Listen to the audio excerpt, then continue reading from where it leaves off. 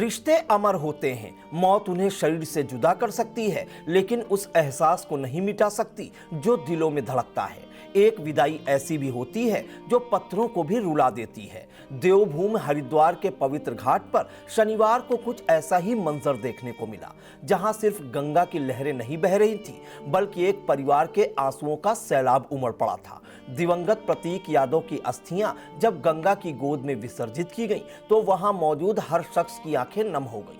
पत्नी का करुण क्रंदन और एक मासूम बेटी का अपने पिता को आखिरी आई लव यू कहना, इस दृश्य ने इंसानियत के दिल को झकझोर कर रख दिया है। नमस्कार, आप देख रहे हैं आई इंडिया और आपके साथ मैं हूं प्रियांशु मिश्रा। सुबह की पहली किरण के साथ जब प्रतीक यादव का परिवार हरिद्वार के पावन घाट पर पहुंचा, तो हवाओं में एक अजीब सी खामोशी और भारीपन था।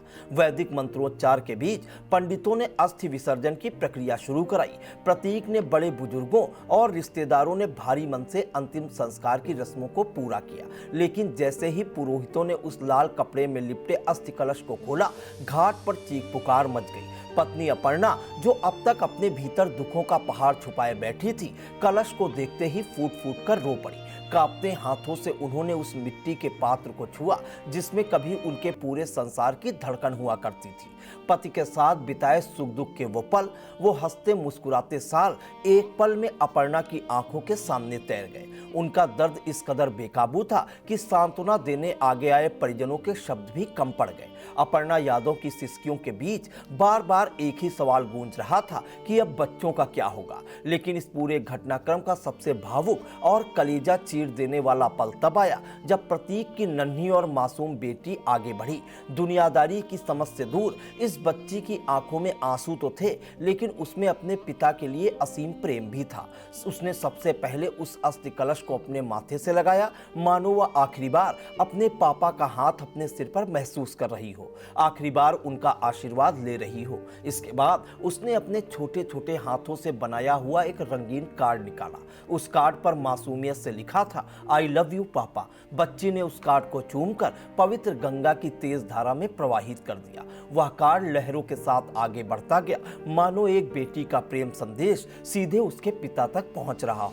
इस दृश्य को देखकर घाट पर मौजूद तीर्थ यात्रियों और पुरोहितों की आंखें भी भर आईं। हर कोई उस मासूम के हौसले और उसके दर्द को देखकर सन्न था। इस बेहद कठिन घड़ी में पूरा परिवार एकजुट नजर आया। रिश्तेदार और करीबी दोस्त अपर्णा यादव और बच्चों को ढांढस बंधाते दिखे, उन्हें यह भरोसा दिलाते रहे कि वे इस जीवन के सफर में कभी अकेले नहीं हैं।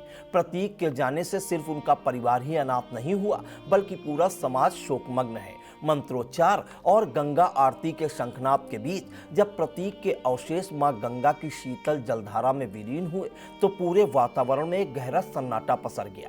परिवार ने हाथ जोड़कर अपनी इस अनमोल पूंजी को हमेशा के लिए विदा कर दिया। अस्थि विसर्जन के बाद सबने कुछ देर मौन रहकर ईश्वर से प्रार्थना की कि दिवंगत आत्मा को मोक्ष मिले। जाते जाते नन्ही बेटी ने अपनी मां का हाथ कसकर थाम लिया, मानो वह कह रही हो कि वह अपनी मां की ताकत बनेगी।